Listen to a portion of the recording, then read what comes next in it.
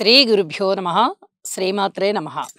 మా ప్రేక్షకులందరికీ ధన్యవాదాలు తెలియజేస్తూ, అలాగే మనకి ఈ చెప్పుకోబోయేటటువంటి 29 సెప్టెంబర్ నుంచి 5 అక్టోబర్ వరకు గల కాలానికి రాశి ఫలితాలు చెప్పుకుంటున్నాము.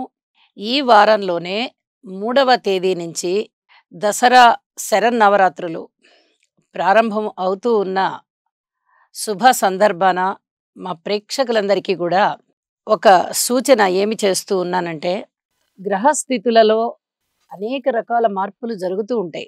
ప్రతిరోజు మారుతూనే ఉంటాయి గ్రహస్థితులు. అంటే అది ఒక్కొక్క డిగ్రీ మారుతాయి, ఒక్కొక్కసారి ఒక నిమిషమే మారుతుంది. అలాగే చంద్రుడు 2.5 రోజుకు మారుతున్నారు. ఇలా గ్రహగతులలో అనేక రకాల మార్పులు వస్తూ ఉంటాయి. ఎవరికైనా కానీ, ఏ రాశి వారికైనా కానీ, ఈ వారం మన గ్రహగతులు బాగలేదే అనేటటువంటి చింత వద్దు. సాక్షాత్తు అమ్మవారు నెలకొని ఉంటుంది ఇప్పుడు ఆలయాలలో, అలాగే మన గృహంలో చేసుకునేటటువంటి పూజా మందిరంలో, మనం ఎక్కడ కూర్చుని ధ్యానం చేసుకుంటున్నామో అక్కడ, ఇలా మన తలపులలో, ఆలోచనల్లో, కళ్ళలో అమ్మవారి యొక్క ఆకారమే స్పష్టంగా కనబడుతూ ఉంటుంది. ఇక ఆలయాలలో అయితే తప్పనిసరిగా అమ్మవారి యొక్క రూపాన్ని, ఏ రోజు అవతారం యొక్క రూపాన్ని ఆ రోజు వేసి చక్కగా చాలా ఘనంగా పూజలు చేస్తారు. ఇంట్లో పూజ చేసుకోండి, లేదా ఆలయానికి వెళ్ళి దర్శించుకోండి, లేదా దాన ధర్మాలు చెయ్యండి. ఏ రూపకంగా అయినా అమ్మవారిని దర్శించినా, స్తోత్రపారాయణాలు చేసినా, దర్శించినా, స్మరించినా, పూజించినా, ఏ రూపకంగా మీరు అమ్మని దర్శించినా ఈ గ్రహగతులు ఏవి మిమ్మల్ని బాధించవు. గ్రహగతులు ఏ విధంగా ఉన్నాయో తెలియచెప్పుకుందాం. 29 సెప్టెంబర్ నుంచి 5 అక్టోబర్ వరకు గల కాలానికి వృషభ రాశిలో గురువు గారు, మిథున రాశిలో బుధుడు, సింహరాశిలో చంద్రుడు, అలాగే రవి, బుధ, కేతువులు కన్యా రాశిలో, శుక్రాచార్యుల వారు తులారాశిలో, వక్రించిన శని గారి యొక్క స్థితి కుంభరాశిలో, అలాగే రాహువు యొక్క స్థితి మీనరాశిలో ఉంటూ ఉండగా, ఇక గ్రహ గతుల్లో వచ్చిన మార్పులు ఏమున్నాయి వారాంతానికి అని చూస్తే, ఒక్క చంద్రుని యొక్క స్థితి మారుతూ ఉంది. చంద్రుని యొక్క స్థితి తులారాశికి వచ్చి ఉన్నది.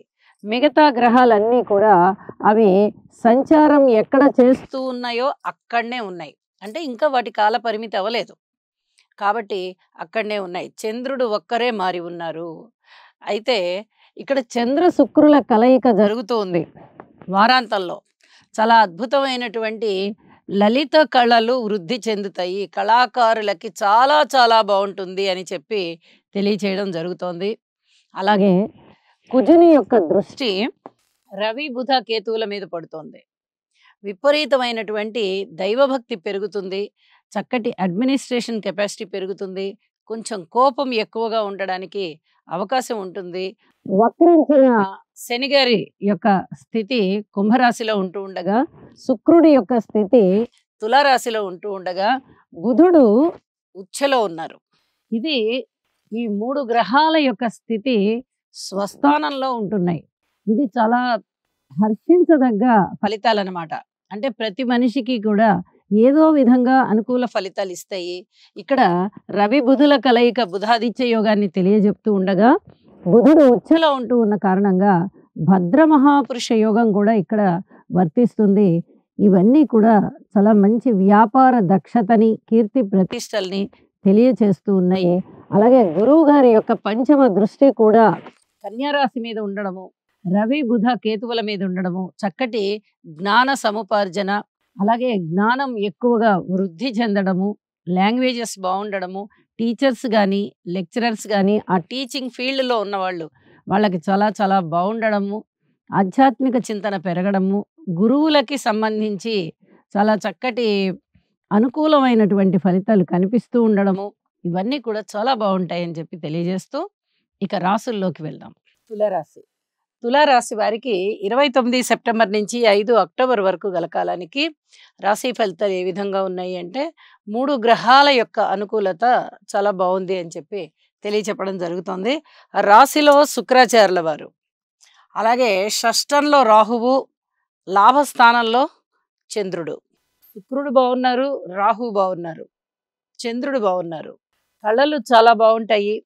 కళాత్మకమైన వస్తువులతో వ్యాపారాలు చేసేవారు, అలాగే వాటి ఉత్పత్తిని చేసేవారు, అంటే కొనుగోలు చేసేవారు, అమ్మకం చేసేవారు, అలాగే కళాకారులు, కళా పోషకులు, కళారాధకులు, వస్త్ర వ్యాపారులు, అత్తరు, సెంటు వీటికి సంబంధించిన వ్యాపారులు, పూల వ్యాపారులు ఇత్యాది వారందరికీ కూడా అత్యధికమైనటువంటి లాభాలు ఉండబోతున్నాయి ఈ వారం అంతా కూడా.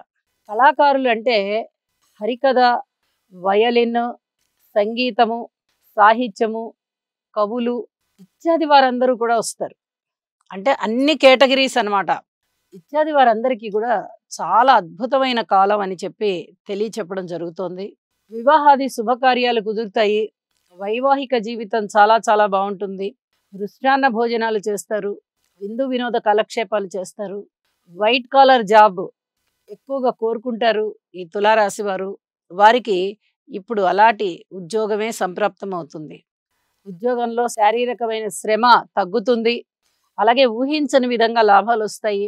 వ్యాపార భాగస్వాములు బాగుంటారు, అలాగే జీవిత భాగస్వామి కూడా చాలా బాగుంటారు. సంతానం పట్ల కొద్దిగా ఓర్పు కలిగి ఉండండి. మీ స్థిర చరాస్తుల వృద్ధి కలుగుతుంది. రుణ బాధలు తగ్గుతాయి.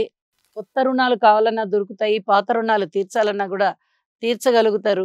కుటుంబం బాగుంటుంది, మీ వాక్కు బాగుంటుంది, మీ ధన అభివృద్ధి బాగుంటుంది. అలాగే ఈ కళాకళలన్నీ కూడా చక్కగా అభివృద్ధి చెందుతూ ఉంటాయి. దైవభక్తి పెరుగుతుంది. విదేశీ యానం చేయాలనుకునే వారికి వారి కళ ఫలిస్తుంది. ప్రయత్నాలన్నీ ఫలిస్తాయి. చక్కగా విదేశాలకు వెళ్తారు. అనేక రకాలుగా ఆనందాలు పొందేటటువంటి కాలంగా తెలియజెప్పచ్చు. స్త్రీలు బాగున్నారు, చక్కటి మానసిక శాంతి ఉంది. విద్యార్థులు బాగున్నారు, వారి యొక్క శ్రమ ఎంతైతే ఉందో అంతకు తగ్గ ఫలితాలు వస్తూ ఉన్నాయి. కార్మికులు, కర్షకులు, నేత పనివారు, చేతి వృత్తుల వారు ఇచ్చేది వారందరికీ కొంత శారీరక శ్రమ ఉండబోతోంది. ఉద్యోగస్తులకి బాగుంది, వ్యాపారస్తులకి బాగుంది. వారాంతానికి వెళ్ళేటప్పటికీ చంద్రుని యొక్క స్థితి రాశిలోకి వచ్చి ఉన్న కారణం చేత ఇక్కడ కూడా అనేక రకాలైనటువంటి లబ్ధి కలుగుతూ ఉంటుంది. అలాగే వార ప్రారంభం నుంచి ఉన్నటువంటి ఈ శుభ ఫలితాలు ఏవైతే ఉన్నాయో అవన్నీ కొనసాగుతూ ఉంటాయి. అనేక రకాలుగా ఆనందం వెల్లివిరుస్తుంది అని చెప్పడంలో సందేహం లేదు. చాలా చక్కగా వీరు జీవితాన్ని ఒక క్రమశిక్షణాయుతంగా పెట్టుకుంటారు. చక్కటి సహాయ సహకారాలు లభిస్తాయి స్త్రీల వల్ల. ఇది చాలా చెప్పదగ్గ సూచన. అలాగే జీవితంలో ఉన్నత స్థితిని కోరుకోదలిచిన వారు ఎవరు కోరుకోకుండా ఉంటారు? అందరూ కోరుకుంటారు. అలా కోరుకునే వారికి ఈ వారం చాలా చక్కగా రాహు యొక్క అనుగ్రహం కలుగుతూ ఉంది. రాస్యాధిపతి శుక్రుడు షష్ఠ స్థానంలో, రాహువు, వీరిద్దరూ కూడా అనేక రకాల అనుకూలతలని ఇస్తూ ఉన్నారు. దుర్గమ్మ నవరాత్రులు జరుగుతూ ఉన్నాయి. శుక్రుడికి అధిదేవత అమ్మవారు అవుతూ, అలాగే రాహు గారి యొక్క స్థితి ఏమన్నా తేడాగా ఉన్నా కూడా ఆ దేవత, అధిదేవత అమ్మవారు అవుతూ ఉన్నారు. అయితే ఇక్కడ రాహు మంచి స్థానంలో ఉన్న కారణం చేత మీరు అమ్మవారిని పూజ చేసినా, కొలిచినా ఇంకా మరింత మంచి ఫలితాలు ఇస్తూ ఉంటారు ఆయన.